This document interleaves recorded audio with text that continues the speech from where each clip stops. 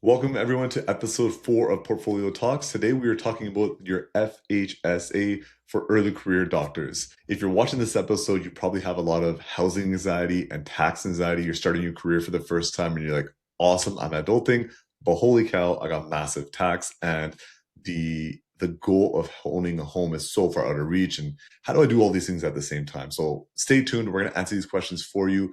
FHSA is probably the most underutilized investment account or strategy in your field. And by the end of this episode, you're going to learn all about it. So as always, if you appreciate this, if you learn, if you love it, we appreciate if you can give us a subscribe, share, like, comment, send it to all your friends, send it to your colleagues, all that fun stuff. We really appreciate on that front to keep Portfolio Talks going and teaching you everything you need to know to improve your financial life. Stay tuned. Hey, getting money is my job. Come and pull up to Portfolio Talks. Hey, paper stacking round the clock. Time to pull up to Portfolio Talks. Yeah. Portfolio Talks. Hey, Portfolio Talks.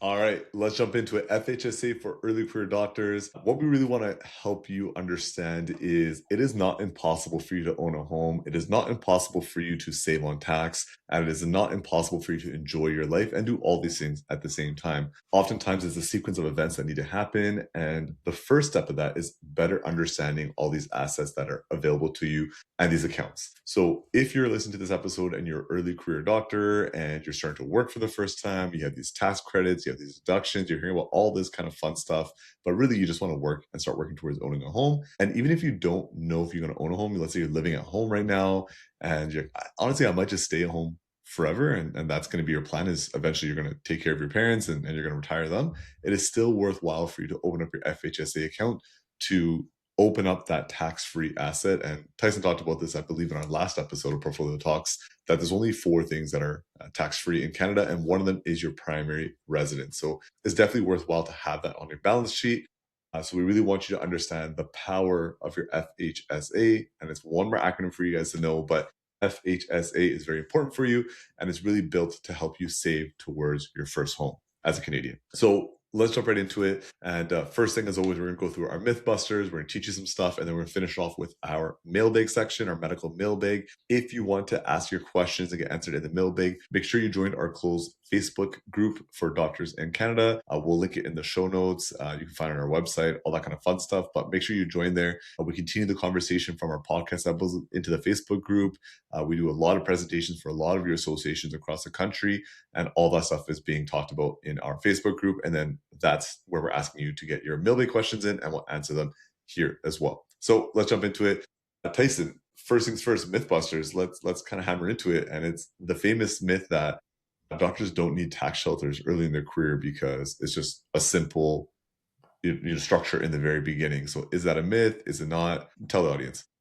Yeah. That is absolutely a myth. And so for our docs that are just getting started, not every field is going to require you to incorporate. And so we talk a lot about incorporating for our medical professionals. So if you're just a T4 employee and you're working in someone else's clinic, or you're working for a hospital or a large company, you're going to receive T4 income. That is salary. That is the highest level of tax that you could pay, with the assumption that you guys are earning a higher income. So if you're just earning salary, T4 income at a clinic or at a hospital or whatever your situation is, you don't have a lot of deductions. You don't get a lot of write-offs. And so you do want some things that are on your side. You know, with your financial planning team, you're probably going to want to tie that to some goals.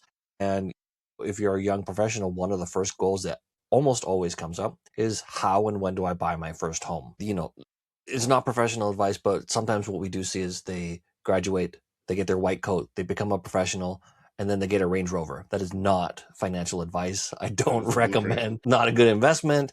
Don't recommend that you do that, but it seemed to be the starter kit for a few years, and we would veer you another way. So the last thing about that starter kit is always the regret in 2 years from now. It's always like you got the Range Rover, and then 2 years from now, there's the regret where it's like, I should have never bought this thing. Yeah, the only thing that you bought was the depreciation, and it depreciates about 35, 40%. So yeah, you want to have some deductions on your side. You want to save for your first home, and the value of the dollars that you're putting in there, especially because you're going to be at a high tax bracket, it's not costing you a lot of money to start saving for your down payment and getting those deductions and putting things on your side and in your favor. Yeah, I couldn't agree more. I think your early career is so important, and a lot of people oversimplify it. It's like, oh, okay, you're early, doctor, it doesn't matter, it's all good. Just, work or incorporate, and then, just figure out how to become a good practitioner, which is true. That's a That's very right. big part of it. But if you want to look at the compounding effects in retirement, so if you want to be retiring mortgage free, if you want to have exactly the retirement income that you need, if you want to have preferment where you don't have to retire, but you can still work in your association, or you can work part-time in your clinics, or whatever, you can locum. All those things that you want in retirement are very much within reach, but it is made exponentially easier based on how you start your career. So I always let our students know when we're talking at, these universities that we talk at is, when you're in med school, when you're in optometry school, and if you're in dentistry, we always tell you guys, and it's probably a repeat for the ones that have attended our lectures, but your early career is so important because it's going to create that blueprint or that framework for your entire career. And the mistakes that you make in your early career will tenfold later on. But on the flip side, the successes that you make in your early career will exponentially improve your outlooks for retirement. And if you ask a lot of mid-career docs, they always feel stressed about retirement. If, what's that going to look like? How long am I going to have to be in clinic for? All that kind of stuff, because it was very difficult to start, because you just start with this big anchor of debt and you're like, that's all I got to worry about is just this debt. And that's it. So you get tunnel vision, which is understandable, but it's not necessarily the best thing for you. And we talked about that in previous episodes as well. So make sure you watch the other episodes of Portfolio Talks, and I'm sure we'll chat about it many times again in the future. So starting a career is extremely important for that reason. One thing that's going to be, important as we switch over into the learning section of our topic here is there's so much nuance in your finances. If you listen to this, honestly, I don't even know if I want a house. I get it. At the same time, like me and Tyson were just laughing about it. We're talking before we started recording how our weekend was. I was like, I'll just in the yard all weekend. Saturday, Sunday, I'll probably put in 13 hours just shoveling 16 yards of soil, leveling it out, reseeding. I was raking out grass. I had to call my cousin over to pretend like we had plans. And by the time he came over, he's like, okay, I guess we're raking soil. And I bamboozled them. But he was laughing. He's like, you didn't golf this weekend? I was like, I still snuck it in. First thing in the morning, 7 a.m. on Saturday, went golfing. And then my rest of the weekend was a write-off. I do remember back fondly when I lived in a condo. And I really enjoyed condo life. Obviously with my life and things the detached makes more sense. But I do look back fondly of my condo life, of how easy it was. If Tyson's coming over, I can clean up my entire place in like 20 minutes and then we're good to go. No yard work, no nothing. You're chilling. But home ownership doesn't necessarily mean detached. It could also just mean a condo. And if you're early in your career and you don't know where you're going to work it and they lay your roots down, it's okay to just rent, but also open up the avenues that you can buy that home when need be, because life comes at you quick. And a lot of you that listen to this episode may be at that stage already. We're like, man, life changed. I thought I had like 6 years before this was on my radar, but all of a sudden, I'm married, have a kid, all that stuff is coming down in the pipeline, and I need to make these moves quick. It's very hard to be reactive in your finances. Far better to be proactive. And that's what we'll hopefully leave you with today. So going to our learning section, one of the first things is FHSA deductions. How does that work? Plus, can you lump it and combo with your RRSPs? So Tyson, FHSA deduction, RSP deductions, how do they intertwine and how do they work? Yeah.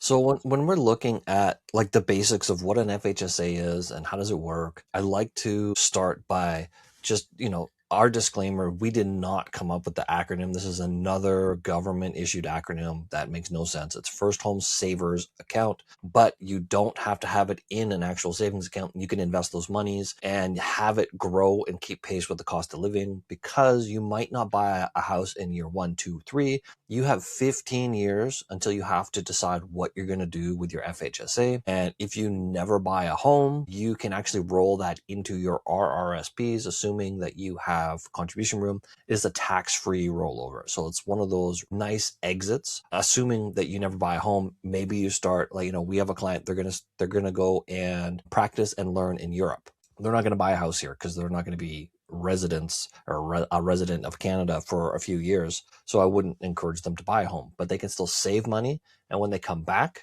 they could do something with that. So let me share some of my notes here that I prepared. Talk about some of the basics. So FHSA for residents or for young doctors that are just starting to practice, what does it look like and what are the limits? So you're allowed to contribute $8,000 a year to a lifetime maximum of $40,000. You can carry forward $8,000. So you could do a catch up if you've never contributed before. And you have a 15-year window to use this. Now, for those clients that come to us and say like, this is a great program, this sounds good, I understand what you're saying, but I don't want to contribute any money towards any program this year, like Vishal was saying, they want to focus year one on debt repayment, stabilizing cash flow, maybe finding out where they're going to work. Open an FHSA, throw in $25. Once the contract has started, you start to accumulate contribution room. So you can accumulate this year's contribution room and next year's contribution room. Once you know where you're going to land and you have a handle on your cash flow, now you can go back and contribute 2 years worth of contributions, $16,000. You're going to get a tax deduction on that. Those are some of the strategies that, it's very basic, but we would talk to, brand new professionals about how to set yourself up for success. Because if you waited 2 years to start the program, you never put that $25 in, $100 in, you don't have a contract that's open, you don't start accumulating contribution room. Contributions are tax deductible. So if you're putting $8,000 in and you're at the highest tax bracket, like we're in BC, so if you're a doctor in BC and you're earning $250 and above, you're at 53% marginal tax rate, you're going to get a very, very nice deduction from your income on that. So it's not costing you $8,000 to contribute. It's costing you more like $3,800. It is time limited. So, you have to be of a certain age or of working age, your age of majority, you have a social insurance number, you have income established. We want to do this. And you don't have to collapse your FHSA until either year 15 or age 71. And so those are like the basics of what we're talking about. And then the next one that we get in as a question in a lot of our webinars that Vishal and I attend is, which one should I do first? Tax-free savings account, RSP, FHSA, there's all of these accounts. What is the right sequence and the right order? If you're a brand new professional, it might make sense for you to contribute to FHSA first. And here's why. FHSA, you're going to get a tax deduction on your contributions. You're going to get tax-free growth while it's in the FHSA. And you're going to get tax-free withdrawal when you take the money out to buy your first home. If you just take the cash out to spend it, you have to pay back the tax deduction or the tax refund that you received. So it's taxable income. So you don't want to take it out just to spend it. It's not one of those types of accounts. But if you're using it for the purpose of buying a home, it's tax deduction on contributions, tax-free growth, tax-free withdrawal. All of the stars line up, makes a lot of sense for you. If you put money in your RRSP, you do get a tax deduction. It does get tax deferred growth, and you can take it out to buy your first home. But under the home buyer's plan in RRSPs, you have to pay that back within a 15-year period, or you have to add that to your income. And so you'll be taxed on it on like a laddered schedule. So that's why we would kind of make sense, or we would talk to clients about using FHSA first, and then look at the other sequence of events that we want to choose, RRSPs or tax-free savings account. Yeah, really good point. I think it's very rare that you can get like a win-win-win. And that's really nice with the FHSA, because everything that Tyson just mentioned there, all the upsides of all these other registered accounts is all kind of lumped into the FHSA. I have a bit of FOMO. I was like, man, I wish this was around when I was trying to save up for my first home, but whatever, such is life. So it's all good. But FHSA is a tremendous, tremendous vehicle. And a lot of people will say that you don't need it early in your career, or like some docs will tell us like, well, okay, well, does it really matter because I have all these credits, tuition credits? Because that's also our advice for the most part is don't incorporate, earn as much income as you can in your first couple of years and use your tuition credits to wipe out almost all your tax as much as possible. And then you can throw all that money onto your debt or these other registered accounts so that you can have that money allocated on the personal side and then incorporate once those things are full. However, some people say, well, is that contradictory? Because what's the point of opening the FHSA then if I have all these tuition tax credits? And it's important to note, I talked about in the beginning of this episode, the sequence of events, and that's with many different things. But when it comes to your taxes, deductions come before credits. So if you think about your income, the way the CRA, when they're sitting in their evil tower and just typing up stuff, trying to figure out how they're going to get you, they see your income earned, your clinical hours, blah, blah, blah, all that kind of stuff. And then based on some deductions, that's going to leave you with your net income. And that's what your credits will be applied to. So it is very beneficial to get deductions. And we talk about this in many episodes about your marginal tax rate or your MTR. That is very important to always note, because when you think about deductions, your marginal tax rate is what your deduction is benefiting you from. So I will share a screen now and just quickly show you what that would look like. And if you're in BC and let's say you're an early career doctor and you're not incorporated yet, so you're running it as a sole proprietor and you earn $200,000, your marginal tax rate, if you see at the bottom here, is 45.8%. So if you put your $8,000 into your marginal tax rate, into your FHSA, you're getting a deduction of 45.8% because that is the highest level of tax bracket that you're in. So that's what your deduction will be applied for. If you're in Alberta with that same income, you're sitting at 42%. If you're in Ontario, there it is. If you're in Ontario with that same income, you're sitting at 47.9% or 47.8%. So your marginal tax rate is very, very important for you all to note. So anytime you think about deductions, it's your marginal tax rate. So if you see the benefit of you putting that money in, your marginal tax rate and your deductions come before your credits do. So it is still advantageous to have that applied to, as opposed to just thinking that, okay, well, I got tuition credits, so who cares? So definitely not the same thing. And it's very important to utilize your FHSA on top of what Tyson was talking about before, which is the fact that your investments will go and things like that as well. We'll circle back to that in our mailbag section. So continuing on with the learning, Tyson, you talked about when it's beneficial to use your FHSA, which is saving for a home, pretty straightforward. Is there ever a time that is not beneficial to use your FHSA? I think number one is if you're not a Canadian tax resident. So we have a few of those where their situation's kind of fluid. They're a U.S. doctor, they're up in Canada, they're going through licensing, or they're a dual citizen. You have to be careful, all right? So you probably can get an FHSA. I will double check on that. But I know for sure tax-free savings account is not allowed for a lot of those dual filing Canadians. So for our regular, born here, gone to university here, they're going to work here, they're going to be a resident in Canada clients, I don't see a downside to using FHSA because you can always roll it into your RSPs. Even if you decide, I never want to own a home, I'm going to rent and be a millionaire, which is it's absolutely part of the advice that I've given out. There are some people who don't want the headache of home ownership. They want to locum. They want to have a condo that they rent in Toronto. They want to have one in Vancouver. They want to kind of like snowbird throughout Canada. You can absolutely be seasonal, rent, and contribute and be a millionaire. Like build up all of your accounts. And if you paid yourself like you were paying a mortgage, you could do that. But for the majority of our clients, is they want to own something, use FHSA, use every advantage that you can, even though it might seem small in the grand scheme of things. Yeah, the only downside of not having home ownership is you get your weekends back. You don't have to shovel soil for 15 hours straight. That's right. Joke is on me, actually, on that one. A bit of a trick answer, I suppose, here of another time when it's not beneficial to use FHSA is if you're trying to trick the system. And I literally just had this 3 weeks ago with a client, a new physician actually that signed on, and we were sitting with her and going through her accounts, and she's like, "Oh yeah, I got these 3 different FHSA accounts, so I can do 8,000, 8,000, 8,000." I was like, "Whoa, what?" And we looked at it, and her I can't remember where she got the advice. I don't recall now, but she basically thought that she could multiply her FHSA account, so you get $8,000 per FHSA account, and that is not correct. And if you over contribute, there is a penalty on it, which is the same as all your other registered accounts, so like 1% per month of your over contribution amounts. We just take it back out as income, but none of that happened because they thought they were tricking the system. So I think it was like 8 months of the year they had that 1% per month of over contribution because you thought you could open up all the different FHSA accounts. So you could have one at CIBC, TD, Questrade, Wealthsimple, your cousin's firm.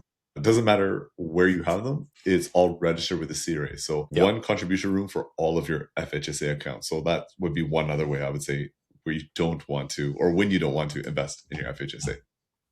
Yeah. Next question when it comes to learning before we jump into mailbag is how do you open your FHSA? So let's get real granular here. How do you open up your FHSA accounts? Where can they go? How do you open it? And to start getting that contribution room on an annual basis. Yeah. I mean, you go to your bank or your investment professional, or if you do it yourself, you can go to your Wealthsimple account. You can open an FHSA just like opening any other type of account. Simple advice, exactly to what Vishal was saying. You get one contribution limit per social insurance number. So if you have registered at a bank and an investment company, it's on you as the client to ensure you don't breach your annual contribution limit unless you have a year of catch-up room, but it's still on you to ensure you're contributing the appropriate amount and not over contributing. So if you have accounts at multiple institutions, they don't talk to each other. They don't know how much money you're contributing in other places. I've had the same thing happen with tax-free savings accounts. People got very excited and they had money to deposit and they deposited at multiple locations. I love the enthusiasm. I love a lot of stuff, but I hate giving money to CRA if it's unnecessary. And I don't advise that you do that. But you can go into any financial institution in Canada with your social insurance number, open an FHSA. Yeah, the other note is another reason we've seen it so much in the TFSAs is, let's say you have it with 3 different banks or 3 different institutions. Every single year, those 3 reps from those 3 institutions will reach out like, hey, you can deposit another X amount of dollars in your TFSA. And they don't talk to each other, they don't know. And they honestly don't have, it's not like they're doing any malpractice. They just don't have line of sight to what's happening. So they're doing the right thing by letting the person know, like, hey, you have some TFSA room you can contribute or whatever. But the way that the clients sometimes perceive it, or the audience perceives it sometimes, is, I got an additional 5,000. I got additional 5,000. I got additional 5,000. Sweet. And that's what's happened a lot of times when we look at people are over contributing and getting penalized. That's kind of what it looks like. So yeah, once the number 1 contribution room. The other thing is, if you are a DIYer, for the most part, if you're like a Wealthsimple, Questrade, whatever institution, they will fill out the appropriate forms and file the appropriate forms for you. But if for whatever reason you need to do it yourself or you want to double check it, it's the form 5000 S15 Schedule 15 is the form that you need to make sure that you have to ensure that you are on side with your FHSA and it's registered as per your SIN number. And then you can start to accumulate the contribution rooms year over year over year. Very important to do that and just open up your FHSA early in your career. Once you start working, good to go. Open it and benefit forever on it. All right, moving on to our mailbag. So mailbag, as I mentioned before, these are questions that come to us from the audience. Some of these we actually pulled from our last webinar. We just finished a webinar last week on Thursday, Wednesday? Yep. Thursday. All these days kind of blend together, but we just finished a webinar for the entire Association of Optometrists of Alberta. If you're on here from that audience, amazing time. Thank you so much for being so vocal. Like, I think it was fantastic. You never really know when you do presentations, and we do so many of them for a bunch of universities, for dentistry, medicine, optometry, some allied health professionals, and we do a lot of association work. But you never know when you go into it of how the audience is going to be. Sometimes they're shy, sometimes they're hesitant because money's such an interesting thing that people don't want to ask questions in case they feel silly about asking those questions. But the audience there, amazing. Thank you so much for making it so much fun. Great questions that came from there as well. So some of these mailbag questions are from that webinar, and some of them are from our Facebook group. So as a reminder, if you want to get your questions into the mailbag, make sure you join our Facebook group, Doctors in Canada Wealth Forum, and we'll link in the show notes as well. And that's a space where you can learn more. We go live there, ask some questions, and then you can get your questions in here as well. So jumping into a mailbag. Question number 1, what can you invest in within your FHSA? I know there's limitations with your TFSAs, what you can and can't invest into. What can you invest into once you do open up your FHSA? You can probably invest in more things than you would want to, because you're going to be using this in such normally. You're going to be using this within a short period of time. You can have this invested and it takes you 5 years to accumulate your maximum allowable number. You probably don't want to be investing in something that's a long-term investment that you really want it to grow over a long period of time and you're expecting compounding. That being said, stocks, bonds, ETFs, mutual funds, there's probably some private plays that you could do in there. There's lots of registered securities that you can buy and hold in your FHSA. But you have to understand that my 2 questions when I'm bringing on a new investment client is, what's the money for and when do you need it back? And that's exactly the play here is, you know, you want this money back in 5, 6, 7 years to buy your first home and put all this money on your down payment. You really don't want market volatility. You don't want it to go down. You want it to grow, but you can use any registered Canadian security to hold in your account. Yeah, and the only thing I would just mimic onto that is that it's really just based on your time horizon. So for the most part, you want to be in a balanced, conservative-ish kind of portfolio because exactly like Tyson mentioned, your time horizon is quite short in the world of investments. Like, if you're in for retirement and you're 10, 15 years out, even RESPs for young children, you have a long time horizon. So you can take a lot more upside risk. Just understanding the purpose of this account is to buy your first home. So yeah, you can invest in a lot of things. Should you is a different question. I would argue that you want to look at your time horizon and understand the point of that account. So get some growth. It's all tax-free growth. A quick thing to also note on that is when it comes to your contribution room, the growth on your portfolio does not take away from your contribution room the following year. So if you put $8,000 in 2026 and then you get $2,000 of growth, your contribution room for 2027 is not $6,000. It'll still be the $8,000. So it is tax-free growth. It is not included in your contribution room. So it's just all upside, which is fantastic. Just please note and remember what that account is for. So have a risk profile that matches that. All right, moving on. Where can you find your FHSA limit? Tyson and I were laughing about this before we jumped on because it's a good question, and we get that question all the time when we onboard new clients. Okay, where can I find my TFSA room? Well, here's where you can find it. Is it accurate? Is another question. For your FHSA limit, where can people find this information? Yeah, so you can go if you've opened the account and started your contract. You can go and look at your notice of assessment. So if you started it in 2024, it would show up on your 2025 notice of assessment. There's always going to be a little bit of a delay.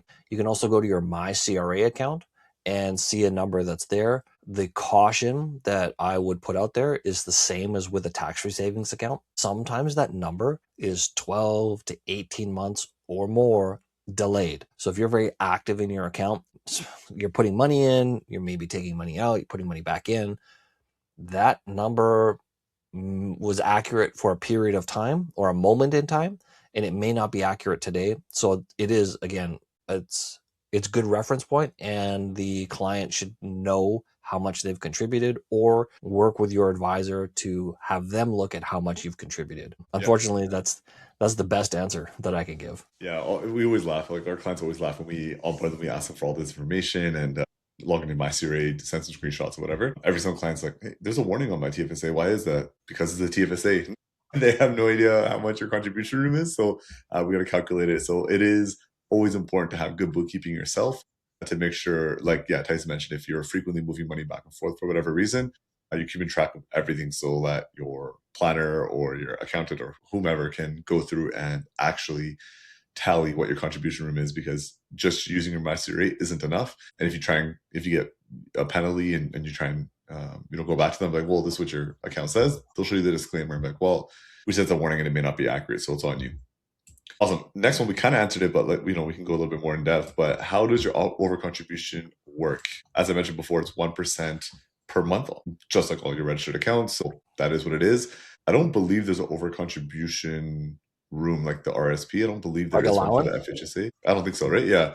So yeah, it's just 1% per month for the over contribution. So if you put $10,000 into your FHSA because you're scared of your tax bill, you're like, holy cow, I earned more than I thought I did, so I'm gonna quickly throw some money into it, and you over contributed. If you put $10,000 in, that $2,000 will be having a 1% penalty per month for that $2,000. However, there are some options that you can do. So if you over contribute, you can take that surplus, that $2,000. If you have the RRSP room, you can migrate it over to your other accounts. So let's say accidentally, I don't know if accidentally is the right word, but let's just say you put the 10,000 into your FHSA account, and then you realize after the fact, I actually was only supposed to do 8,000. You can send the 2,000 over to your RRSP and still deduction, and it's good. So I would recommend obviously doing that ASAP, because if you wait half the year, you're still probably incurring those penalties. So just make sure if you do realize that, you fix it right away. The other thing you can do is just withdraw that amount, and it'll be added back to your taxable income. So it'll wipe itself off. But it's important that you do these corrections ASAP, because if you wait 6-7 months, you're still gonna get the penalties, and good luck trying to get someone on the phone and argue it for whatever reason, trying to get some money back. You're just Tyson mentioned this. We need to pay taxes and we want to pay taxes. All the great things that we have in Canada are due to our taxes. However, you don't want to leave a tip. So just make sure that if you do make a mistake, rectify it right away. And if you have questions, obviously ask your team and get that fixed up ASAP.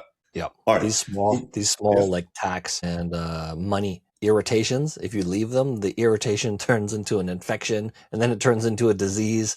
And you can't ignore these things. We've seen some people try to ignore it, hope it goes away. And man, it creates a cascading of problems. Yeah, and the penalties are aggressive for the CRA there. The penalties are hefty. Their interest is hefty. It's just, you don't want to get into that. Plus, if you're looking to, I mean, a total tangent conversation, but if you're looking to expand and go into private practice and open up a clinic and whatever, and you require lending to do so, one of the first things they're going to look at is if you are owing any kind of back tax or if you're offside with the CRA. And then you're done. So, okay, you can think that whatever, it's a small penalty, who cares, I'll pay it on later on. But if an opportunity comes onto your lap and then you're like, I want to jump on this, but you can't, just imagine how much that's costing you now for just being disorganized. So it's very important to Tyson's point that just like medicine, you practice proactive health, and you want to make sure that if you have this small irritation, get that resolved right away, clean it up, take care of it so it doesn't manifest in something larger down the road. Our last question for our mailbag for today is carry forward room, which is always a fun part. So how does carry forward work? I understand I get $8,000 my first year, but then how does that work every year ongoing? Yeah. So if you're maxing out and doing the $8,000 every year, you do not receive carry forward room, but you'll get new contribution room every calendar year. So every January 1. But like I was saying, to some of our brand new clients, they're just brand new to earning money. They don't think they want to commit to something like that yet. Open the account, throw $100 in there, throw $25 in there. You get a foothold and you get the contract started so that the clock starts running. Because if we don't open the account, clock doesn't start running. It assumes we're at zero contribution. CRA assumes we're at zero contribution. They never start accumulating contribution room in your favor. So if you're not going to contribute, open a contract, throw some money in there, a little bit. The clock starts, and then in year 2 or year 3, you're going to have some catch-up contribution room should the tide turn for maybe it's a cash flow management thing. The timing of it, now you have the cash flow and the timing's right, and you've accumulated contribution room. You can go backwards now and catch up. That's it. I got nothing to add. That's exactly right. So it is one of the best accounts out there, and we hope by the end of this episode, you guys have learned by now that there is really no downside to open up your FHSA. So whether you're an early career doctor and you've heard this stuff before of like, okay, it doesn't make sense, don't worry about it, it's like your stuff's simple right now, or you're thinking that maybe I am going to own a home or live in my own home, like that's not really a thing for me, or I just want to travel a bit, I don't know if I want to live in a rural community or practice in an urban community or out east or out west or whatever. Regardless, your marginal tax rate is your marginal tax rate. So if you can find a way to deduct that, fantastic. If you can then find a way to have that grow for you tax-free, even better. If you can then pull that money out without having to pay it back, even better. If you can then also buy a home that will grow tax-free, even better. So it's a win-win, win-win. So hopefully by the end of this episode, you've realized that the FHSA is not just another acronym. It is one of the most underutilized investment accounts in your field, in your industry, that you and your colleagues can all utilize to make up for all the years of deferred growth that you sacrifice while you're continuing further education. And yeah, it's annoying having another acronym, but we're all used to letters behind our names anyway. So what's another 4 letters? So FHSA, open it up, contribute to it. Don't over contribute and get those penalties. And if you do, now you know the ways to fix it. So this is part of us prescribing your financial plan. If you appreciate this stuff, if you love it, if you're learning, we would really appreciate on that front if you could like, subscribe, share, all that stuff just helps us grow this platform, find new ways to educate you all and expand this into something that's going to be even better and bigger and bring in guests and do all that kind of fun stuff. And if you guys have any feedback, feel free to drop in the comments on whatever platform you're watching. And besides that, we will see you on our next episode of Portfolio Talks.